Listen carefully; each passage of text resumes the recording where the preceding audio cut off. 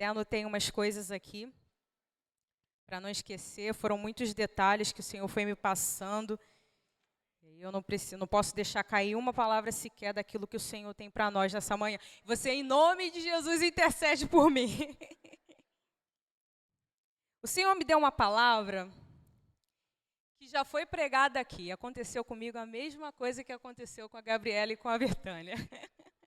Mas aí, quando eu vejo que o Senhor está repetindo algumas coisas, eu começo a ter um entendimento de que Ele quer reforçar alguma ideia para a gente.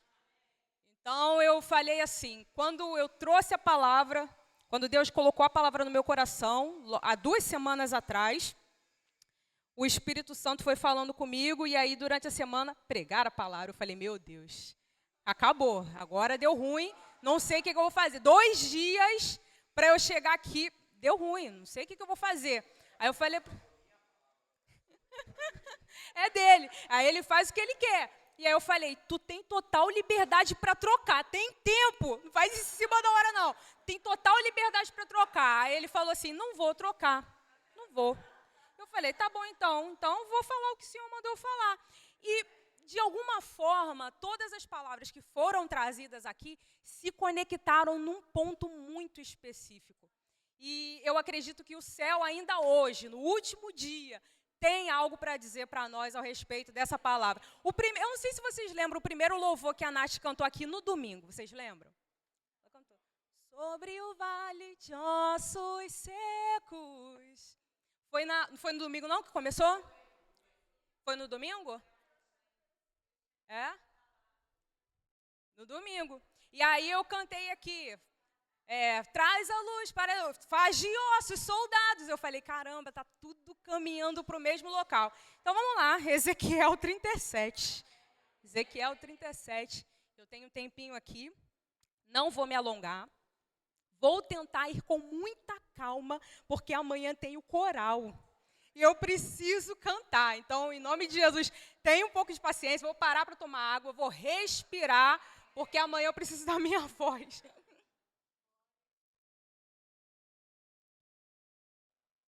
Tá gelada, né? Não tem importância não, eu vou tomando devagarzinho. Não, tá bom. É esse cuidado de Deus, né? E é isso, vamos lá. Ezequiel 37 diz assim. E veio a mim a palavra do Senhor, e ele me levou pelo Espírito do Senhor, e me deixou no meio de um vale que estava cheio de ossos, e me fez andar ao redor deles, e eram muito numerosos. Na superfície do vale estavam sequíssimos. Então me perguntou, filho do homem, acaso poderão reviver esses ossos? Respondi, Senhor Deus, tu o sabes. Disse-me ele, profetiza esses ossos e dize-lhes, ossos secos, ouvi a palavra do Senhor. Assim diz o Senhor Deus a esses ossos, eis que farei entrar o espírito em vós e vivereis.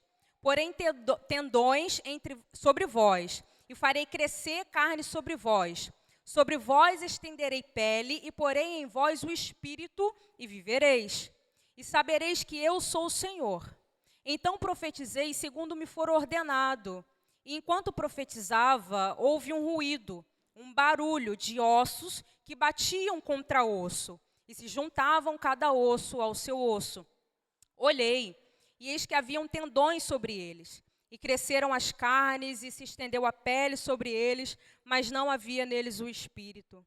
Então ele me disse, profetiza ao espírito, profetiza, ó filho do homem, e dize-lhe, assim diz o Senhor Deus, vem dos 4 ventos, ó Espírito, e sopra sobre esses mortos para que vivam. Profetizei como ele me ordenara, e o Espírito entrou neles, e viveram, e se puseram em pé, um exército sobremodo numeroso. Então me disse, filho do homem, esses ossos são toda a casa de Israel. Eis que dizem, os nossos ossos se secaram e pereceu a nossa esperança, e estamos de todo exterminados. Portanto, dize-lhes, assim diz o Senhor Deus, Eis que abrirei a vossa sepultura, e vos farei sair dela, ó povo meu, e vos trarei a terra de Israel. E sabereis que eu sou o Senhor, quando eu abrir a vossa sepultura e vos fazer sair dela, ó povo meu. Porém em vós o meu espírito, e vivereis, e estabelecerei na vossa própria terra. Então sabereis que eu, o Senhor, disse isto e o fiz, diz o Senhor. E você glorifica a Deus por essa palavra. O Senhor colocou um tema no meu coração para essa palavra, para essa manhã, e você vai repetir para o seu irmão. Você vai olhar para o seu irmão e vai dizer para ele assim: então, profetiza. Mais uma vez para ele entender. Então, profetiza. Profetiza. Amém. Glória a Deus.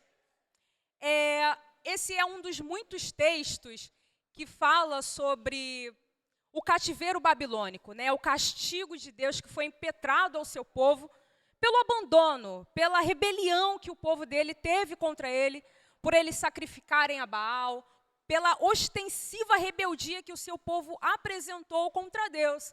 Então, chegou o castigo.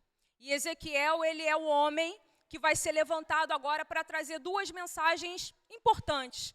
A primeira era que o cativeiro estava aí. E não tinha muito o que fazer. Eles vão ter que viver esse tempo de cativeiro. Eles vão ter que ir, se entregar, ponto final e acabou, a sentença está aí. Mas também a segunda mensagem que Ezequiel ele tem a dizer para o povo é que Deus os faria voltar. Que Deus restauraria a sorte de Israel. E aí, quando a gente atrasa um pouquinho o tempo, quando a gente vai lá no capítulo 1 de Ezequiel, versículo 1, se você puder colocar aqui para a gente acompanhar.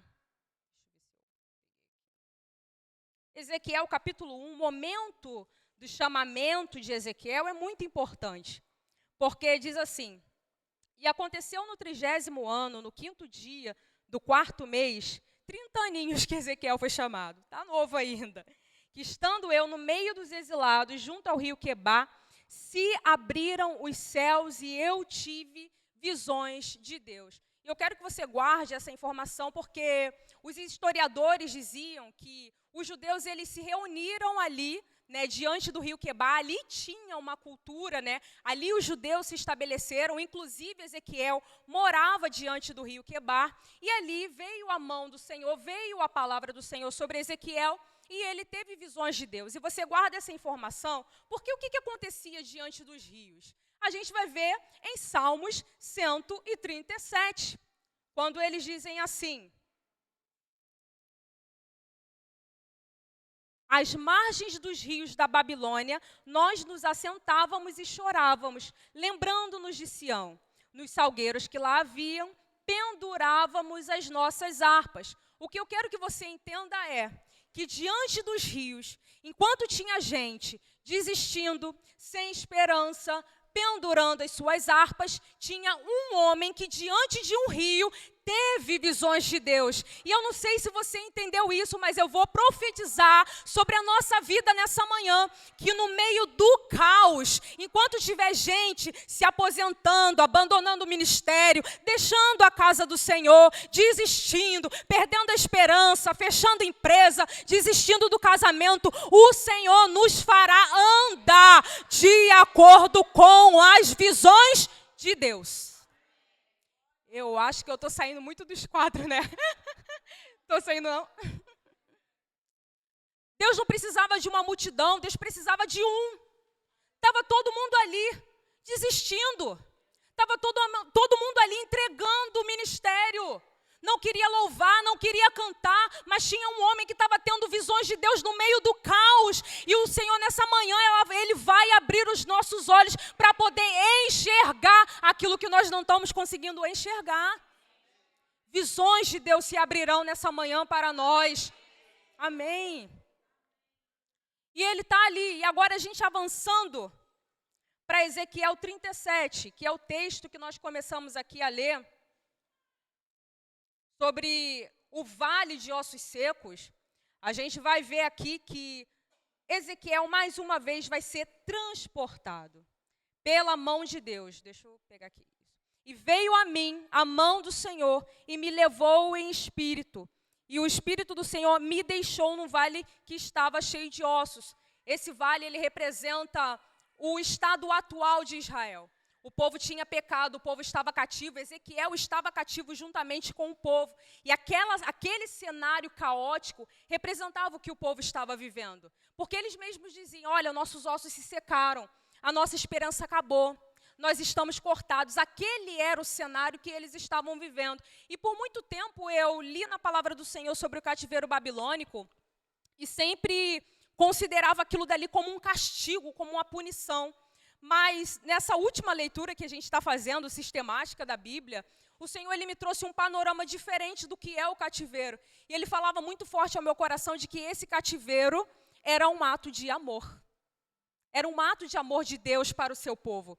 Quando a gente olha o livro de Jeremias, a gente vai ver muito o Senhor falando, olha só, Nabucodonosor vai chegar, a cidade vai ser sitiada e vocês vão se entregar. Sabe por quê? Porque se vocês fugirem, a espada vai atrás de vocês. Se vocês forem para o Egito buscar ajuda, a peste, a praga, a espada, a fome, vai alcançar vocês. Então vocês vão fazer uma coisa, vocês vão ficar na cidade e vocês vão se entregar. Se vocês se entregarem, vocês vão viver. E aí eu comecei a entender, nossa, isso é amor.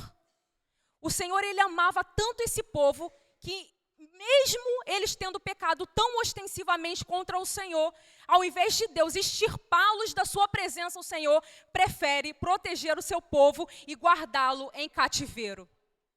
Eu quero que, parece até algo muito ambíguo, não faz muito sentido na nossa mente humana, mas o Senhor ele está guardando o seu povo em cativeiro. Porque o seu povo havia pecado. Então, para não destruir o povo, ele guarda o seu povo. E aí a gente vai ver em Jeremias aqui.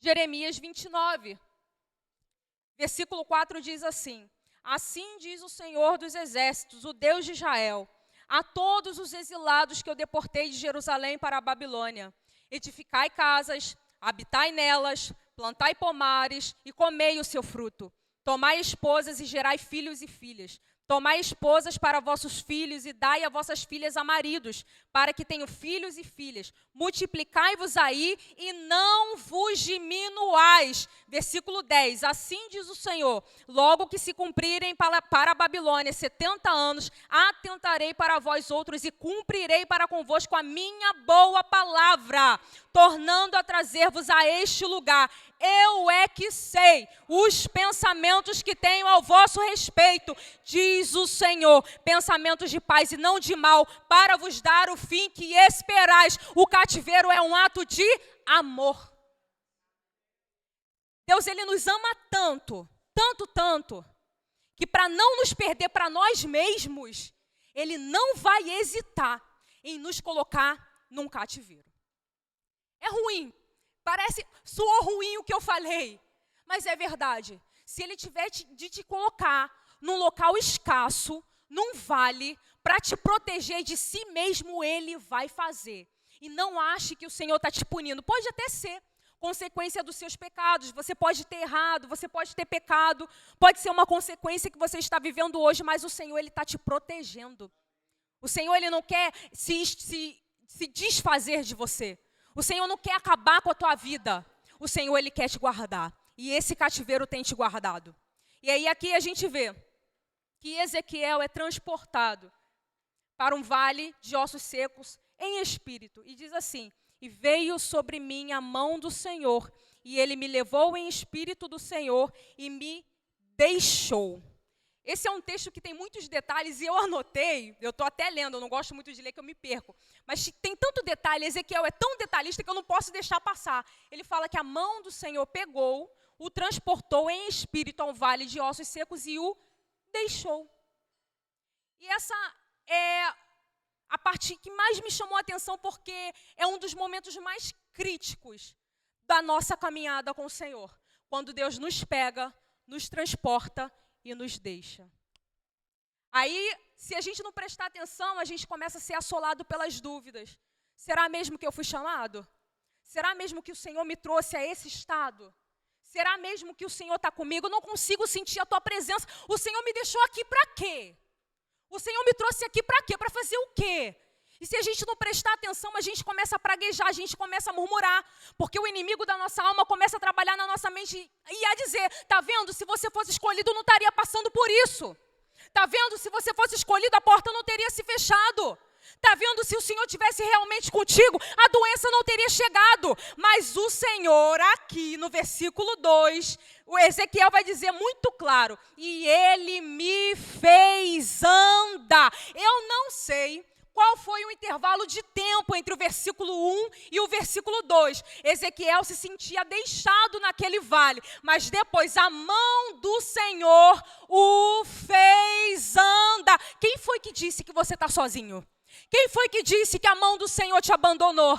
Quem foi que disse que você está sozinho nesse vale? Quem foi que disse que você não tem pai, que Deus não te ama, que você não é escolhido, que você está abandonado? O Senhor te trouxe aqui nessa manhã para dizer, a mão do Senhor te fará caminhar no meio dos vales de ossos secos. É a mão do Senhor. E aí quando te perguntarem, como é que você sobreviveu a isso? Como é que você adoeceu e não morreu? Como é que você venceu a depressão? Como é que essa porta tão grande se abriu? Você vai dizer, foi a mão do Senhor. Não fui eu, foi a mão do Senhor. A mão do Senhor. Eu não sei quanto tempo demorou, quanto tempo ele ficou sozinho, mas ele falou, a mão do Senhor me fez andar. Eu vejo uma cena terrível. Se eu sou ele, eu estou fazendo assim, não quero andar, não dá. Mas ele fez ele andar. E às vezes a gente não quer sair do lugar, mas a mão do Senhor hoje vai te pegar e vai te arrancar e te fazer andar. Tá sozinho? Não tá. A mão do Senhor está sobre você. E aí, a mão do Senhor faz ele andar e caminhar. E aí o Senhor faz mais uma coisa com Ezequiel e fala assim, filho do homem, poderão porventura reviver esses ossos? E aí Ezequiel olha para aquela situação e não tem uma resposta. A nossa irmã Rafaela falou, você tem que ter uma resposta de fé. E realmente, você tem que ter uma resposta de fé para esse tipo de situação, mas nem sempre a gente tem. E não é vergonha nenhuma a gente não ter uma resposta. Tem dia na nossa vida que a gente não sabe. Tem dia que a gente não vai ter uma resposta para dar. E no mundo onde todo mundo hoje tem uma resposta, uma opinião formada sobre qualquer coisa e sobre tudo, às vezes ficar calado parece até que você é burro. Parece que você é ignorante. Parece que você está compactuando com o errado porque você não deu uma resposta. Mas para Deus não é vergonha nenhuma não saber. Para Deus é pior a gente mostrar um espírito orgulhoso e tentar dar uma resposta da nossa maneira do que ficar calado. O profeta não sabe. Se foi o Senhor que me trouxe aqui, eu não sei. O Senhor me trouxe aqui. Se você não souber a resposta do que você tem passado, não fica tentando arranjar algo para falar ou para responder. Eu tenho uma dica para você nessa manhã. Olha para o seu irmão e fala, não sabe o que dizer? Fica caladinho. Faz para ele. Quietinho. Fica caladinho. Guarda para você. Porque se você olhar para a situação, você vai dizer assim, Senhor, está um caos. Eu acho que não dá não. Falou, eu acho que não dá não, acabou. Aí, meu irmão, já apresentou ali a incredulidade, acabou. Impediu Deus de agir, mas não porque ele não pode, porque você é incrédulo.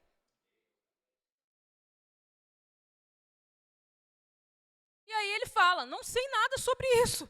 Você me trouxe. E aí ele fala assim, poderão reviver? E ele fala, não sei, Senhor. O Senhor sabe.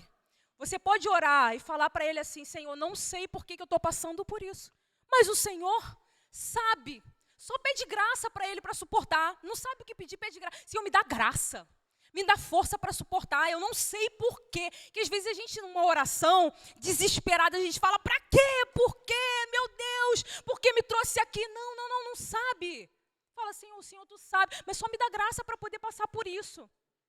E aí no versículo 5, ele vai dizer assim, assim diz o Senhor Deus a esses ossos, eis que farei entrar o Espírito em vós e vivereis.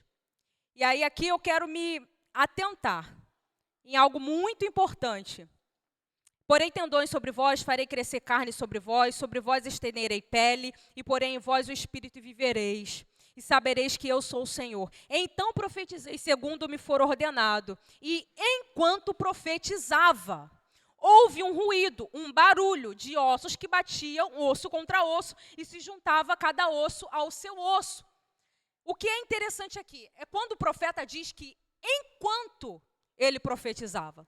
Não é depois, não é 5 dias depois, não é ano que vem, 2025. Não é daqui a uma semana, é enquanto você está aqui, num ato de fé, profetizando as palavras que o Senhor te deu, é enquanto você fala que acontece, não é depois. Não é posterior. Não, a gente não precisa esperar a virada de ano, como já foi falado aqui várias vezes. O Cronos diz que no 1º de janeiro, a gente estabelece meta, fica tudo muito bonito. E agora é tudo novo, tudo zero bala. Não é assim que funciona. É enquanto. Você não precisa esperar virar o ano. É agora, enquanto você profetiza. Enquanto. E aí houve um ruído, um rebuliço, um barulho. Só que osso estava se juntando no osso e faz barulho. Eu quero que você entenda que para Deus colocar algumas coisas no lugar, Ele vai precisar tirar outras coisas dos seus lugares. E isso vai fazer barulho, vai gerar ruído. E isso pode te assustar. Mas o Senhor está dizendo para ti nessa manhã, não tenha medo dos ruídos. Não tenha medo dos barulhos, porque muito barulho ali pode ser até confusão, mas quando Deus está no meio, é Deus tirando coisa que está errada do lugar e colocando aquilo que está certo, osso ao seu osso, juntando aquilo que nunca deveria ter saído do lugar. É Deus agindo, é Deus ajustando, é Deus consertando e isso gera barulho. Não tema os barulhos que vêm do céu. Osso ao seu osso.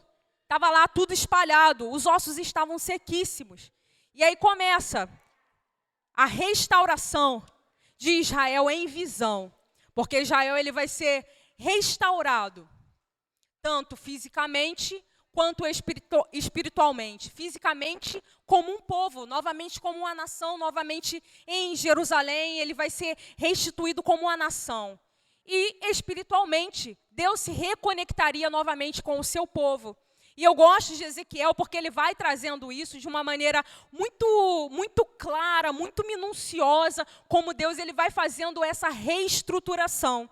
E aí a gente vai ver aqui que Deus ele vai fazer tudo nos mínimos detalhes. A nossa pastora falou, acho que anteontem, falou aqui que Deus ele vai fazendo tudo de maneira gradual, de maneira processual.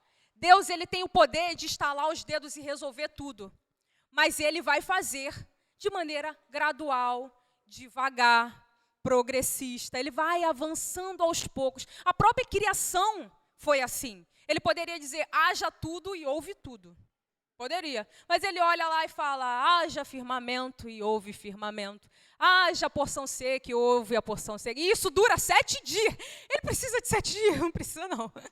Mas levou 6 dias. E aí quando ele pega o homem, ele vai, façamos o homem a nossa imagem. Pensa num Deus que é detalhista, que vai fazendo as coisas ali bonitinho. É esse Deus que a gente serve. Então não adianta achar que Deus num estalo de... Ele pode, mas Ele não vai fazer assim. Então você precisa ter paciência.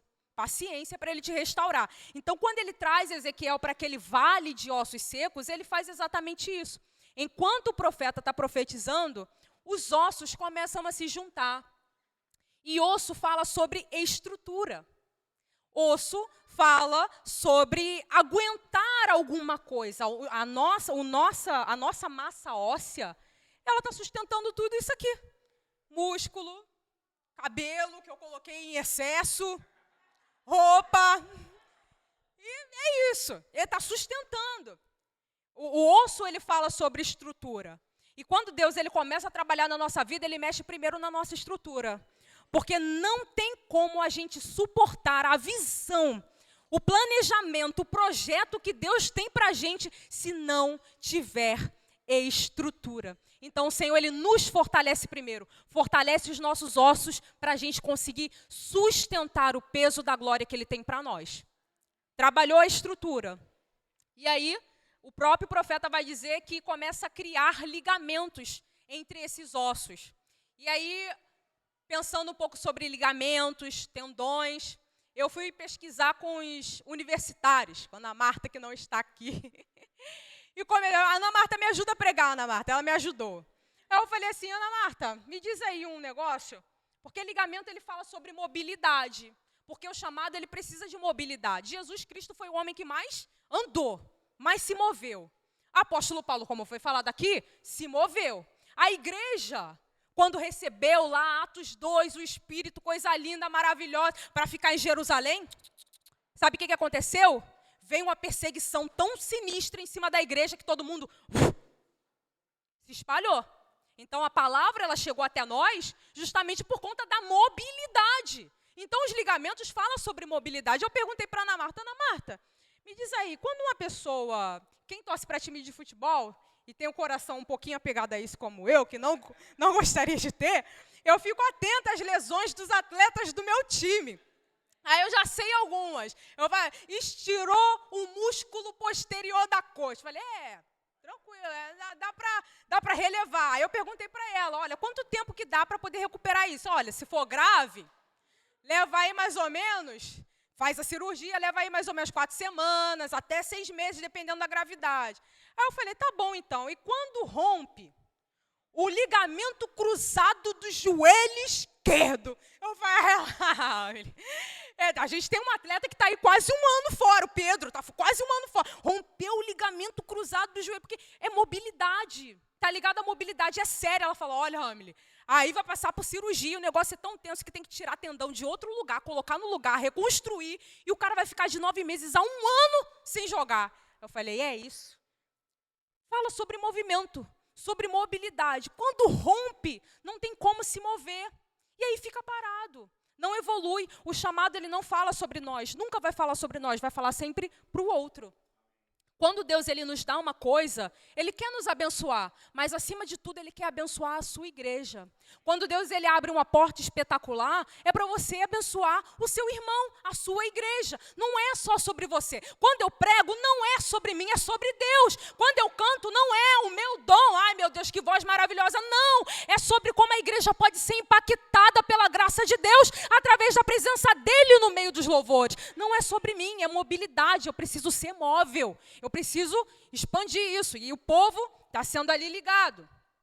E aí a gente vê que depois dos ligamentos vem os músculos. Os músculos, eles estão ligados à força. Porque a gente vai precisar de força em alguns momentos para executar aquilo que o Senhor nos chamou para executar. Sabe por quê? Porque nem sempre vai dar para fazer na força da vontade. Não, nem sempre vai dar para fazer pela nossa boa vontade. Ai, meu Deus, eu acordei hoje tão espiritual que eu quero orar umas 2 horas. Pode ter gente que funciona assim. Eu, sinceramente, às vezes eu falo, meu Deus, tem misericórdia. Ajoelho para dormir, eu estou falando, ai, Senhor, abençoa Jesus. Ah, Senhor, restaura o inimigo. Eu não sei o que eu estou orando. Estou cansada. Às vezes você vai precisar de força para executar o que o Senhor está te chamando para executar. Nem que seja a força do ódio, você vai ter que fazer. Vai ter que fazer. Precisa de força, tem hora que não dá. Tem hora que a tua carne não quer, tem hora que a tua vontade... O corpo é pecaminoso, é afastado de Deus, é decaído. Ele não vai querer fazer o que o Espírito está mandando fazer, e tu vai ter que fazer na força mesmo. Não quero ler a Bíblia, mas vou ler. Eu estou pegando aqui, eu compartilho lá, porque para mim é a maior glória, não para mim. Mas eu falo, meu Deus, uma pessoa que não consegue se concentrar, perde a atenção lendo, se passar uma mosquinha eu perco a atenção. Eu falo assim, meu Deus, eu estou completando o meu plano de leitura do ano, estou conseguindo, porque para mim é uma vitória. Mas eu faço querendo? Não faço querendo, não. Eu faço relutando ali com a minha alma. E quando chega Jeremias, Isaías, Números, meu Deus do céu, eu falo, Senhor, tem misericórdia, como é que eu vou conseguir ler isso aqui? Vai ter que ser na força da vontade. Eu tenho que ter força para executar. E aí cresceram músculos. E depois vem o quê? A pele. A pele fala sobre revestimento, fala sobre proteção. E aí nós temos aquele vale que antes era de ossos sequíssimos, se tornou um vale de pessoas mortas. E aí quando eu comparo esses mortos com o vale de ossos sequíssimos, tem alguma utilidade? Para mim, sinceramente, quando eu estava analisando, eu falei, gente, está morto do mesmo jeito que quando era osso. Continua morto do mesmo jeito. Está faltando alguma coisa. E é aquele negócio, Muitas das vezes a gente está assim. A gente tem tudo. Tem mobilidade, tem chamado, tem promessa, tem tudo para fazer, mas não consegue executar. Tem tudo para andar, mas não anda. Tem tudo para profetizar, mas não profetiza. Tem tudo para fluir, mas não flui. Tem tudo para romper, mas não rompe. A gente está como esses mortos. E a gente olha para a gente e fala assim, Senhor, eu tenho tudo e eu não consigo sair do lugar. É o homem e a mulher do quase. Quase deu, quase foi, quase avancei, quase rompi, quase deu certo, quase. Só que Deus não é um Deus do quase. Deus é um Deus do completo. Você acha que Deus te deu tudo o que Ele te deu para você ficar no quase? Quase deu certo? Quase avancei? Quase venci? Não tem. Eu sou concurseira. E eles sempre falam assim, vencedor é o que pegou a vaga. Quem não pegou a vaga, não adianta dizer que ficou no segundo lugar e pontuou bem. Tu não pegou a vaga, tu perdeu do mesmo jeito. E aí, da mesma forma, quase deu, classifiquei, mas não entrei. Isso aconteceu várias vezes na minha vida. Depois eu vou contar meu testemunho. Mas eu estou esperando dar certo para contar que eu venci. Quase deu, quase foi. Em nome de Jesus, esse ano eu vou tentar de novo, meu santo Cristo. E aí, quase fluiu, quase deu, quase. Tem tudo, mas não avança. Por quê? O que falta? O que falta? Aí ele olha e Ezequiel faz uma constatação muito óbvia, muito clara. Mas não havia neles o Espírito. Tem tudo, mas não tem o Espírito. Eu não estou dizendo para você que você não tem o Espírito de Deus. Você tem o Espírito de Deus. Mas para essa situação, você precisa ativar o Espírito de Deus. Porque você já tem promessa. Deus já te prometeu, Deus já te concedeu, Deus já te deu todas as armas, mas você precisa ativar o Espírito nesse vale de ossos secos. Nisso que está te assolando. Você tem o Espírito de Deus, mas ele vai precisar ser ativado para essa situação. E aí a palavra vai dizer, e profetizei como ele me ordenara. E o Espírito entrou neles e viveram, e se puseram em pé como um grande exército. E ele vai profetizando, Espírito, vem dos quatro ventos e sopra sobre esses mortos, e eles se levantam como um grande exército. E aí tem mais um detalhe que Ezequiel ele vai dizer. Eles se levantaram como um grande exército. Ele poderia dizer muito claramente, eles se levantaram como uma multidão, não poderia?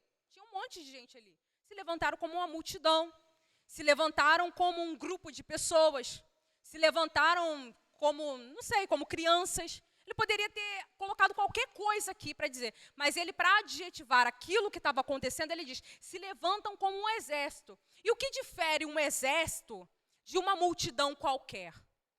A forma como se põe de pé. O posicionamento.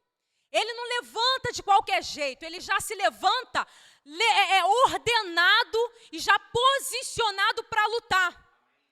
Você não vai se levantar de qualquer maneira. Deus não vai te levantar para qualquer coisa. Você não faz parte de uma multidão disfuncional. Não, você faz parte do exército de Deus. Se levantou, ordenado, postura, bonitinho ali. E qual a parte que mais diferencia um militar de um civil? Ele tem capacidade para manusear armas de guerra, para lutar. Esses aqui poderiam pegar escudo e espada porque estavam capacitados para isso. Ou seja, eles já se levantam com um propósito. Deus não vai te levantar para qualquer coisa. Deus vai te levantar para um propósito maior. Deus vai te levantar para fazer algo para Ele.